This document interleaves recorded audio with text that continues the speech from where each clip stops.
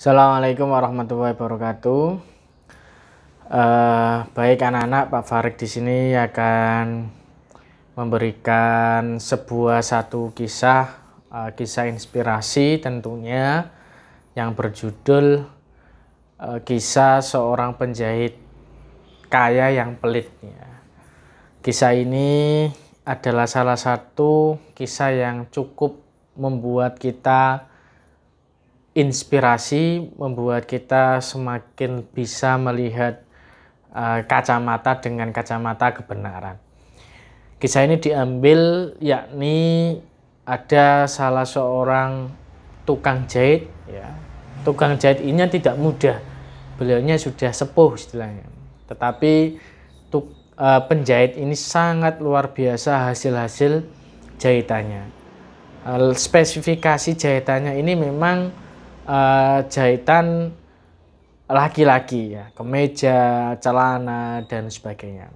Nah, setelah beliaunya itu menyelesaikan jahitan-jahitan itu, tentu beliau senantiasa menawarkan pakaian-pakaian ini kepada tetangga-tetangga atau di satu desa, di mana desa itu pun juga beliaunya menawarkan kepada orang-orang kaya. Sudah barang tentu ketika beliau menawarkan kepada orang-orang kaya, maka barang jahitannya ini pasti beliau menawarkan dengan harga yang cukup mahal. Karena memang bagus jahitannya, kualitasnya pun juga bagus, sehingga orang-orang kaya ini tidak keberatan membeli pakaian-pakaian hasil jahitan dari bapak tersebut. Nah, karena memang cukup banyak, jahitannya cukup banyak dan sangat laris sekali dibeli oleh orang-orang kaya, maka sudah barang tentu beliaunya mempunyai uang yang cukup banyak juga. Nah, tiba-tiba ada seorang satu desa juga sama beliau, sama tukang jahit tadi, menghampiri penjahit tadi. Wahai bapak penjahit, bapak ini adalah salah seorang yang cukup lumayan dari segi keuangan, karena barang dagangan bapak ini cukup banyak atau cukup laris sekali. Tapi kenapa bapak tidak pernah memberikan sedikit hasil jerih payah bapak ini kepada fakir miskin yang ada di desanya bapak? Beda dengan seorang tukang daging yang ada di pasar, beliaunya miskin, tapi seringkali beliau memberikan kepada kaum miskin di desa itu juga. Maka pada saat seseorang ini menyampaikan kepada tukang penjahit tadi hanya senyum ramah, bukan senyum sinis, tapi senyum ramah. Tukang jahit tadi tidak menjawab apapun kepada orang tadi, hanya senyum hanya senyum saja. Kemudian seorang tadi yang miskin tadi kembali ke desa dan menyampaikan kepada masyarakat desa itu bahwa tukang jahit ini adalah orang yang pelit, Karena sudah diberitahukan kepada orang tadi bahwa tukang jahit ini pelit, maka orang-orang di desa itu juga sudah mulai membenci kepada tukang penjahit tadi. Beberapa bulan kemudian ternyata tukang jahit ini sakit. Tukang jahit ini sakit di rumah sakit. Kemudian beliaunya tidak ada yang membantunya, tidak ada yang membantu, apalagi tetangga-tetangga desa tadi tidak ada yang membantu. Kenapa? Karena sudah ada pikiran bahwa tukang jahit ini sangat pelit, maka tidak perlu dibantu. Maka selang beberapa hari kemudian ternyata tukang jahit ini pun meninggal. Selang beberapa hari setelah meninggal dari bapak tukang jahit ini, maka tukang daging yang ada di pasar ini pun juga sudah stop memberikan dagingnya kepada siapa? Yakni kepada orang-orang miskin yang ada di desa. Di stop.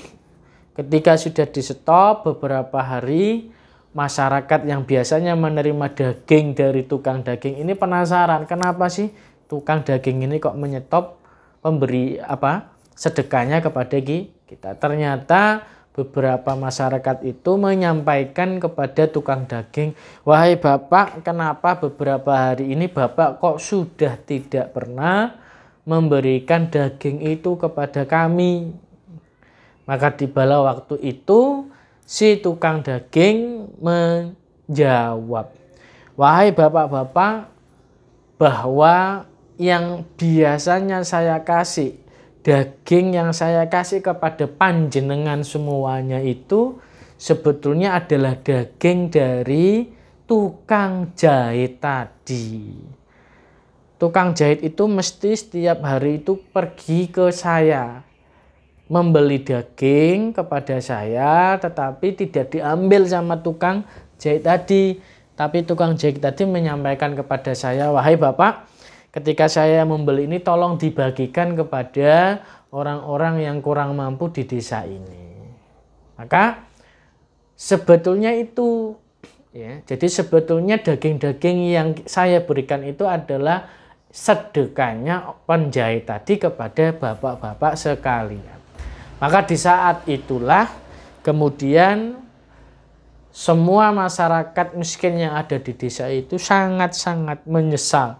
Mereka sedih. Ternyata apa yang dilakukan tukang jahit ini sangat mulia sekali.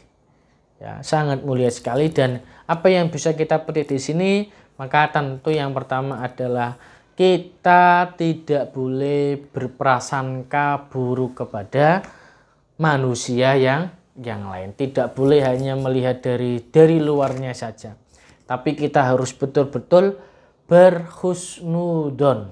Tidak boleh bersuudzon kepada orang lain. Sebagaimana dalam hadis qudsi, yakni Allah berfirman, Allah itu menyesuaikan prasangka hambanya. Kalau prasangka hambanya itu baik, maka pasti Allah akan baik.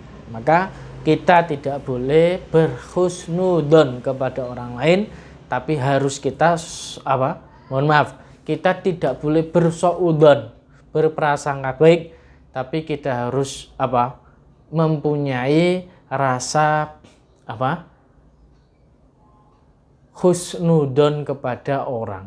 Jadi tidak boleh berprasangka buruk, tapi kita wajib berprasangka baik kepada siapapun. Demikian yang perlu Pak Farik sampaikan. Mudah-mudahan dari kisah tukang jahit ini bisa memberikan manfaat agar kita senantiasa berhusnudon. Sekian dari Pak Farik. Assalamualaikum warahmatullahi wabarakatuh.